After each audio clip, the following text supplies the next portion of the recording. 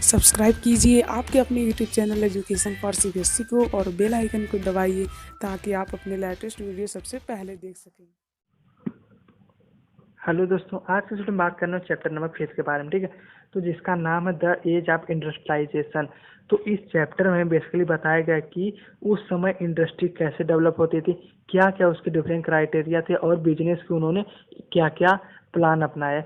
तो देखिए, इस चैप्टर में हम जितने भी पॉइंट डिस्कस करेंगे बहुत ही इंपॉर्टेंट, आपके बोर्ड एग्जाम में इसे क्वेश्चन तो आता ही आता है। ठीक है, प्रीवियस ईयर के हिसाब से बेसिकली लिया हूँ, तो हम लोग सारे टॉपिक को वन बाय वन डिस्कस करेंगे। तो आप लोग स्क्रीनशॉट ले लीजिए ताकि आप लोग एग्जामिनेशन में काम आ जाए। ठीक है, रिवीजन के लिए। तो चलिए हम लोग बात करते हैं पहला वाले के बारे में। तो देखिए, मैं एक बात क्लियर कट बता देता हूँ कि इस चैप्टर में हमें बिजनेस की क्या प्लानिंग होनी चाहिए यही बारे में बताया गया। ठीक है, उसके थ्रू हम सीख सकते हैं। देखिए, पहला था कि industrial process during first world war. तो पहला बात की फर्स्ट वर्ल्ड वार के समय क्या क्या कंडीशन हुई। तो देखिए, फर्स्ट वर्ल्ड वार जब भी हमारी वर्ल्ड वार होता है तो उसमें दो चीज़ें चाहिए। पहली आर्मी चाहिए, दूसरा क्या चाहिए बताइए आप लोग। हाँ, दूसरा हथियार चाहिए, वेपन चाहिए। ठीक है, तो जैसे आर्मी के लिए भैया कपड़े की व्यवस्था, उनके लिए हथियार की व्यवस्था, इसके लिए हमें इंडस्ट्री चाहिए। तो उस समय इंडस्ट्री एकदम प्रोग्रेस पर थी, 100% इतना ज़्यादा इंडस्ट्री पर दबाव बना कि हाँ, हमें जहाँ पर इंडस्ट्री पहले 50 कपड़े रोज निकालती थी, अब उन्हें 10,000 कपड़े निकालना पड़ गया। क्यों? क्योंकि देखिए, आर्मी में लड़ाई होती थी, सबके कपड़े जल जाते थे, किसी कपड़े फट जाते थे। तो इनके लिए तो भैया मेंटेनेंस के लिए चाहिए ही। तो कुल मिला जुला कर किस पर दबाव पड़ना शुरू हुआ? हाँ, इंडस्ट्री पर। इसी वजह से और फूड भी चाहिए, खाना भी चाहिए और अदर रिसोर्स भी चाहिए। तो कुल मिला जुला कर इस समय इंडस्ट्री बढ़ने का मेन वजह क्या था? हाँ, बहुत सही, कि जितने भी हमारे आर्मी थे और वेपन थे, जब डिमांड बढ़ी तो इंडस्ट्री भी धीरे धीरे बढ़ी। तो कुल मिला जुला कर फर्स्ट वर्ल्ड वार की वजह से यही हुआ कि और कि इंडस्ट्री बहुत तेजी से प्रोग्रेस हुई। नुकसान जानते क्या हुआ? नुकसान हुआ कि ओवर प्रोडक्शन के बारे में, बहुत ज़्यादा ओवर प्रोडक्शन होने लगा तो कॉस्ट भी कम होने लगी। तो जहाँ पर कॉस्ट भी कम होने लगी तो देखिए प्रभाव किस पर पड़ा? हाँ, प्रभाव आपका मजदूर पर पड़ा। जितने भी हमारे फार्मर थे उनके जो है प्रोडक्ट ये लोग कम ही रुपए में खरीद कर ले जाते थे और गवर्नमेंट का भी दबाव रहता है कि भैया हमें कम से कम रुपए में दिया जाए। तो गवर्नमेंट पर जो है फार्मर थे, फार्मर से मान लीजिए 10 रुपए में खरीद कर ले जाते थे, जो कि दाम एक्चुअली 20 रुपए था, मतलब आधे से कम में दाम में खरीद कर ले जाते थे। तो जो फार्मर है धीरे धीरे और गरीब होते गया। जब गरीब होते गया तो इन लोगों को सफरिंग होने लगी। तो और यही सब कारण था कि महामारी भी फैली। ठीक है, तो आगे हम डिस्कस करेंगे। तो कुल मिला जुला कर यही था कि फर्स्ट वर्ल्ड वार का क्या प्रभाव पड़ा। पहला यही प्रभाव पड़ा, इंडस्ट्री बहुत तेजी से डेवलप हुई। और दूसरा नेगेटिव इफेक्ट यह पड़ा कि बहुत ज़्यादा लोगों पर टैक्स पड़ने लगा और बहुत ज़्यादा डेथ होने लगी, बहुत ज़्यादा महामारी फैलने लगी, बहुत तरीके की डिजीज भी फैलने लगी वर्ल्ड वार की तरह। लेकिन इंडस्ट्री बहुत तेज डेवलप हुई। दूसरा बात की इंडियन कॉटन वीवर। तो जो हमारे इंडियन थे, ठीक है, तो हम लोग जान ही रहे कि भैया यहाँ से इंग्लैंड वाले थे, यहाँ से सारे सामान उठा उठा कर रॉ मटेरियल जितने थे कहाँ ले जाते थे? हाँ, इंग्लैंड ले जाते थे। लेकिन बाद में वही चीज़ जहाँ से 5 रुपए में रॉ मटेरियल खरीदते थे और यहाँ पर वही 100 रुपए 200 रुपए का जो है अपना कपड़ा बना के ला के बेचते थे। तो कुल मिला जुला कर ये लोग ज़्यादा प्रॉफिट कमाते थे। लेकिन वही जब हम बात करें हमारे इंडियंस के बारे में, तो देखिए सबसे पहले इनके पास तो टेक्नोलॉजी की कमी थी। तो ये लोग जहाँ तक इंग्लैंड वाले 100 कपड़ा बनाते थे, ये लोग 2 ही 3 कपड़ा बनाते, तो इनका कॉस्ट बहुत ज़्यादा रहता था, तो कोई खरीदता भी नहीं था। ठीक है, तो इसी कारण। और तीसरा दूसरा बात की जो ब्रिटिशर थे इन पे टैक्स भी ज़्यादा लगा देते थे। अपनी चीज़ों पर बहुत कम टैक्स लगाते थे, इनकी चीज़ों पर ज़्यादा टैक्स लगाते थे। तो कुल मिला जुला कर इंडियन जो कॉटन वीवर थे, मतलब जितने भी धागा बुनने वाले थे, इन लोगों की कंडीशन और ख़राब हो गई। तो पहला यही रीज़न था, टेक्नोलॉजी कम थी।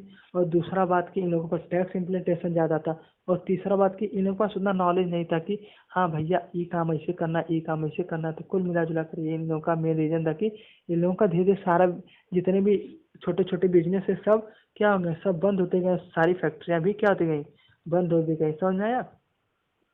ठीक है, और हमारा आता है कि गोमथास एंड इंडियन वेवर।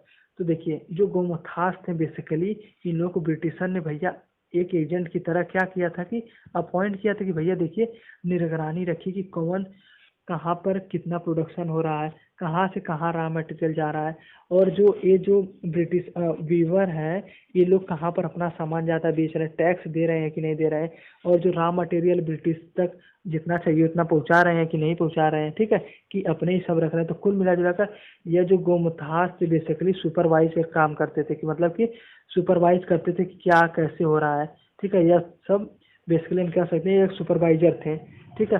और इन लोगों में और बीवर्स में बहुत ज़्यादा झगड़ा होती थी। क्यों होती थी कि ये जो गोमथास थे सोचते थे कि भैया हमें अब राज मिल गया है, हम जिसको मन से चाहे तिस पे प्रताड़ित करें, यानी परेशान करें, ऐसा हमेशा बीवर्स को परेशान करते थे।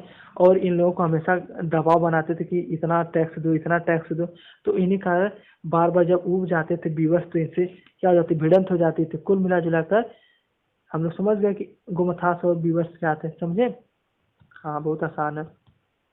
तो हम आगे बात करते हैं new way to sell the market product in India. जो हमारे ब्रिटिशर थे, हम जान ही रहे भैया बहुत चालाक थे। तो ये लोग करते क्या थे, ब्रिटिशर ना, तो सबसे पहला इन लोगों का जो कपड़ा आता था बहुत ज़्यादा अच्छे क्वालिटी का था। क्यों? क्योंकि देखिए मशीन से बना हुआ कपड़ा और हाथ से बना हुआ कपड़ा में तो अच्छा ही रहेगा। और दूसरा बात, इन लोग कपड़े में भी खासियत की लो कॉस्ट था, मतलब बहुत कम सस्ता मिल जाता था। वैसे भी इंडियंस जानते ही सस्ता चीज़ से ज़्यादा भागते हैं।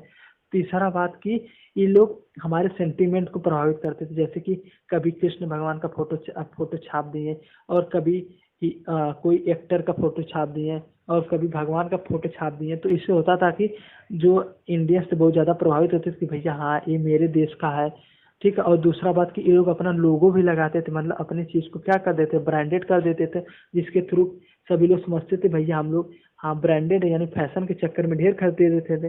तो कुल मिला जुला कर यही सब रीजन था कि पहला तेल मशीन की प्रोडक्टिविटी बहुत अच्छी थी, और दूसरा बात क्या थी, हाँ लो कॉस्ट थी। तीसरा बात की ये लोग हमारे सेंटीमेंट के खिलाफ खेल गए कि भैया सबको क्या करना है, हाँ कभी दुर्गा जी का, कभी शंकर जी का, कभी किसका, श्री कृष्ण जी का फोटो छापते थे। चौथा बात की ये लोग मार्केट के लिए लिखते थे मेड इन मैनचेस्टर, ये सब बातें लिख लिख कर सबको प्रभावित करते थे। कुल मिला जुला कर इनका माइंड वॉश का काम करते थे कि सभी को कैसे प्रभावित किया जाए।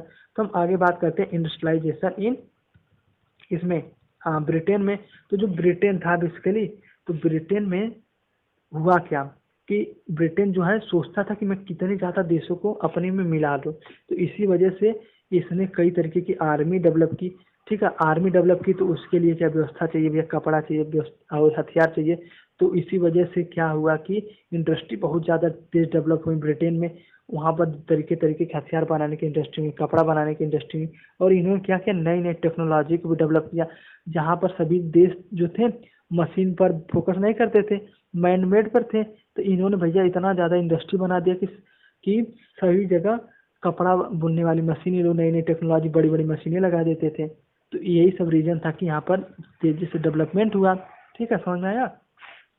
हाँ, और दूसरा बात करते हैं प्रॉब्लम ऑफ इंडस्ट्रियलाइजेशन।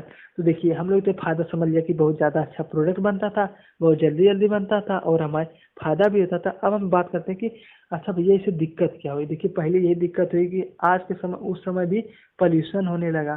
पॉल्यूशन तो फैलता था, थोड़ा मोड़ा फैलता था, लेकिन स्टीम इंजन की वजह से तो भैया सारे जितने संसाधन थे नष्ट हो रहे थे। दूसरा बात इन लोगों का प्रभाव पड़ा कि ये जो जितने भी चीज़ें बनाते थे, इसके कारण अनएम्प्लॉयमेंट होता था। क्यों? क्योंकि ज़्यादा मशीन पर डिपेंड रहते थे। तो भैया जितने भी मजदूरों को काम नहीं मिलता था, अनएम्प्लॉयमेंट भी बढ़ा।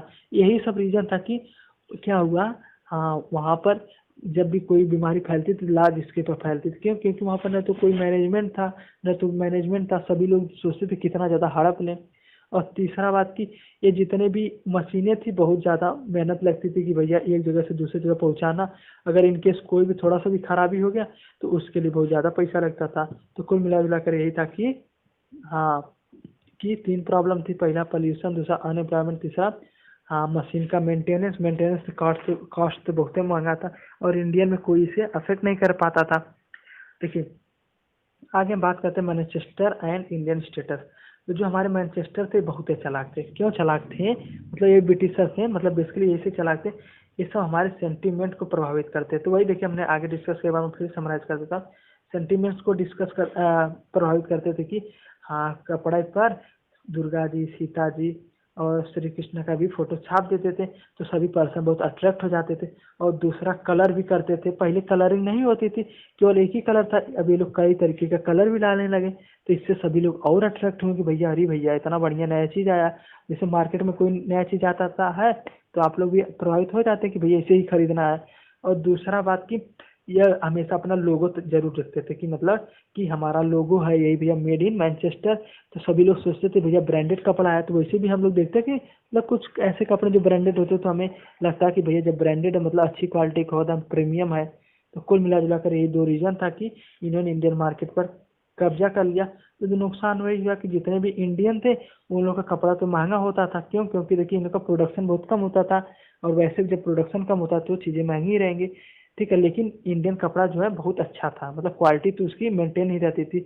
लेकिन और दूसरा था कि कलर भी कम था, मतलब दो ही तीन, एक ही दो कलर ही था। मतलब वही डाई से हम लोग केवल कलर करते थे, और मशीन तो कोई यहाँ पर कोई उतना बड़ा नहीं था कि मशीन लगवा दे। लेकिन धीरे धीरे सभी बड़े लोग आए तो उन्होंने अपनी मशीन लगाई, धीरे धीरे डेवलपमेंट हुआ। तो कुल मिला जुला कर देखिए हमने चैप्टर 3 के बारे में डिस्कस कर लिया। तो आशा करता हूँ सभी पॉइंट्स आपको समझ में आएगा। पॉइंट सही समझ में आए तो चैनल सब्सक्राइब कर लीजिएगा। ठीक है, आज के लिए धन्यवाद।